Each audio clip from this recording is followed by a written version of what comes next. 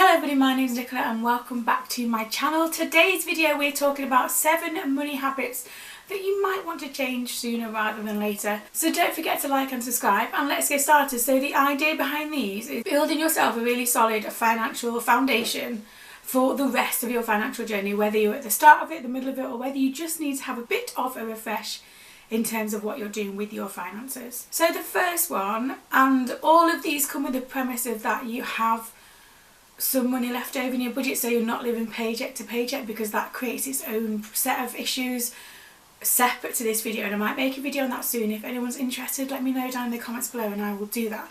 But the first one in this is paying yourself last. So the idea behind this is that you get paid, you live the month, and then just before you get paid again, you might then suddenly think about putting something into savings.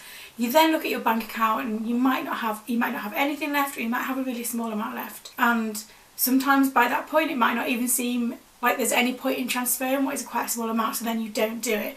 If you pay yourself first, and I'll leave a link below to a blog post I've got on this subject, you are setting yourself up for a better financial pathway to wherever you want to be, providing that you've got the income that supports that. So when you pay yourself first, that means that you are putting money either into sinking funds, so short-term savings, long-term savings, overpaying your mortgage, investments, wherever you want to put that on the day that you are paid. So when you get paid, either by standing order, direct debit, or you manually going in and transferring the money to those different accounts.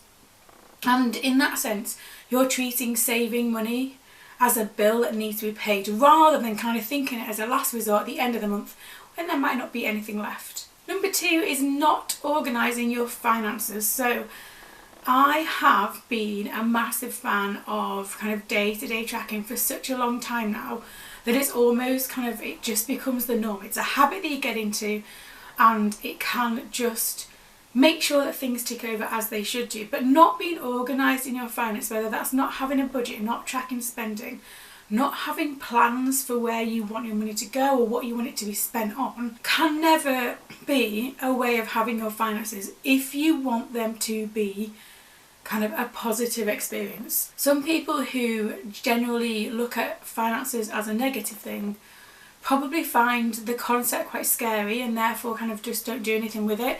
But by not having your finances organised, so know when your direct debits are going out, know how much they are you paying the right thing at the right point, all of that thing makes it so much easier to understand your own finances, and also make changes if you need to, and also implement things that make your financial life better. So not organising your finances is such a big one, even if it starts off with a notepad and pen, jotting some things down, having a look through your bank statements. Start somewhere. Now, if you're new to my channel, I use my own budget planner as a way to track my monthly budget, spending and no spend days, and there are lots of videos on my channel where I show what my monthly budget is, how I work that out. You need to find a way that works for you, in terms of it shouldn't be difficult, it shouldn't be a chore. I've got a blog post that talks about my 10-minute budget routine, because generally that's how long it takes. And figure out a system that works for you so that you are in control of what happens to your finances, and organising it so that you understand it better. Number 3, and remember this is if you've got any spare money left, and I know that certain people, myself included, do not, but if you are able to do this, number 3 is waiting too long to invest. So one of the things that you really need to think about is why you're putting off investing. So I know the concept of investing is scary. I've got an Investing for Beginners playlist on my channel, so if you're new and you don't really know where to start, have a look at that. There's videos about it on there. But the longer you're in the investing game for, the better your chances of accumulating wealth that way. So no matter how small the amount, it's better to put it in there now than wait 5 years when you feel like you've got a better amount, because you've missed all that time for the gains on investments, so they increase in price. You might miss out on dividend income if that's what you're looking at as well, 5 years worth of that.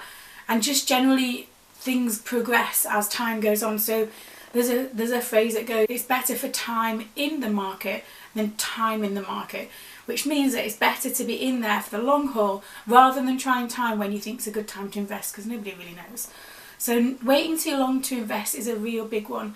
But don't panic if you're like me and are older, shall we say, there is, there's no better time than starting than today. So have a look at that playlist if you haven't got an idea around investing, and yeah, have a look at that. Question 4, and this is maybe a controversial one in terms of how people feel about this, but number 4 is being too comfortable with debt. And I'm not counting mortgage debt, although it is a debt obviously, and I'm not counting student loan debt, because in the UK student loans work slightly differently to those in America. I'm not counting those things, but I mean generally other things other than like credit cards, loans, buy now, pay later, all that kind of stuff. Yes, it might give you a certain lifestyle that you want, but in the long run, that is really not a good financial foundation to have, because it's not money you have. You've borrowed it. You have to pay it back at some point. It's more expensive to pay it back because there's interest on all of those things, and it can quickly spiral out of control. So yes, sometimes it's unavoidable, and I understand that, and I completely understand how people who are maybe struggling day to day would rely on, say, a credit card, and there's no judgment on this channel about anything to do with that. But I think when people like get loans to buy the latest iPhone or the latest gaming computer or whatever it is, it just, maybe you should think about your priorities a little more in that respect. Number 5, and this actually links to a point I made in my previous video. So number 5 is paying extra for convenience. So I know that certain groups of people, say with like medical conditions where they need things prepared for them or things like that, this doesn't count for any of those people, clearly. But being generally well, paying extra for convenience is exactly that. You pay a premium price for the convenience of having someone else do that for you. And yes, it's okay sometimes, but especially with all these kind of, and I get this from the what feels like constant adverts for these things. For example, the boxes that you get, and they send you the ingredients and they're portioned up, and you can choose recipes and things like that. They always seem really expensive for what they are. Now, I think we've had one once as a free box from a link from somebody else, and that's it. And yes, the meals are nice from what I remember, it was a long time ago, but it was quite expensive for what came in the box, and you're paying for the convenience of someone weighing out like a teaspoon of some kind of spice or herb. Like, really, does that really take that much time for you to do?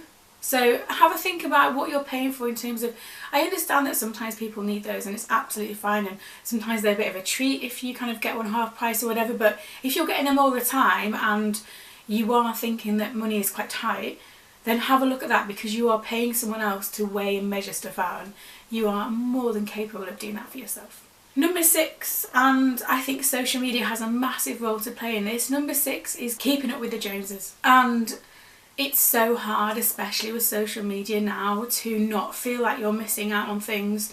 The latest gadget, the latest phone, going on all these amazing holidays, having the perfect wardrobe, the perfect home. It's almost constant if you are on social media, and that can create a very, very difficult mindset to get out of. And things like watching TikToks, there's things on Pinterest, all these curated pictures of people's perfect lives and perfect homes are not real. And so the idea that if you buy X, Y and Z, you might actually have the lifestyle that they have, you won't. And again, this links to my last video about being influenced by people online. It's really difficult to kind of go, no, I don't need that, or no, I don't want that, because the point of those is that it is there to essentially advertise this product for you so that you go and buy it. Those influencers get affiliate links in there, but also they're paid by different product manufacturers, and it can really spiral to spending quite a lot of money on things that perhaps don't really fit into the lifestyle that you lead. Yes, if you want to change your lifestyle, and that is part of the process, but don't get carried away with things that make it feel like you're keeping up with everybody else, when actually lots of people on there either have really well paid jobs, or they're using credit cards to fund this, or it's all just a bit of an act. So remember that when you're watching things online particularly. And I'd be the first person to admit that I really struggle with the idea of that sometimes, because when, I think TikTok's really bad for this, when you're scrolling through TikTok and on your For You page, because of the kind of accounts I follow, I get quite a lot of perfect looking homes that are also really massive homes, like really big houses. And yes, I'm sure it's lovely for them, That's not accessible for me at all, and it makes me sometimes wonder that, well, my house isn't as good as theirs, but actually it then breeds this feeling of discontent. And actually when you sit back and look at what you do have, most of the time what we have is enough. And so keeping up with the Joneses in that respect can be really damaging to what you feel is your like own life, and whether what you have is enough and what you don't have is envied, and it can spiral so much out of control. So yeah, one of the things that I would recommend really sitting down and looking at is, are you buying stuff because you've seen someone else has it, or someone else said how fantastic something is, so now you want it? Do you have something that already does that for you, but it's not quite the same model, or it's not the same make, or it's not the same brand? Have a look, because 9 times out of 10 you probably do, or you can get a cheaper version that does the job just as well. And finally, and I understand the principle behind this actually, and it's a very popular thing to promote on personal finance channels, but actually number 7 for me is having a credit card for rewards. With the exception, if you can clear that credit card every month without fail and not have a problem with it, by all means have a credit card that has rewards, you go do that. Most of the time these credit cards have quite like lucrative sign up things, so they look really appealing. They want you to sign up for that credit card, and the APRs on some of these are massive. Yes, you might get some cash back, but actually if you don't pay it off, the interest rate on that totally wipes out any kind of cash back you get, because the interest rate on the card itself is really high.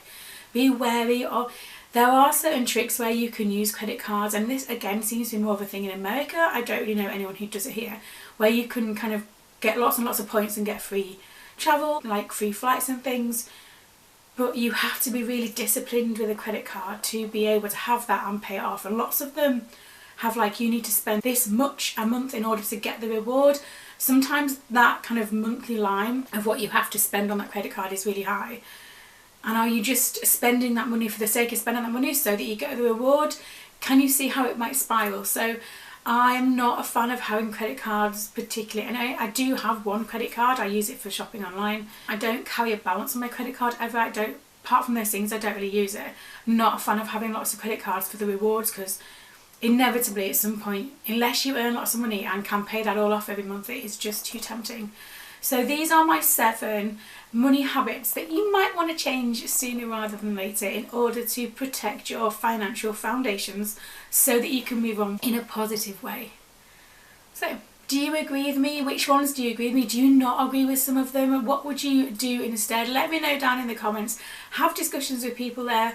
I love reading like when people have little dialogues with other people who comment on videos, because it's interesting from my perspective to read those.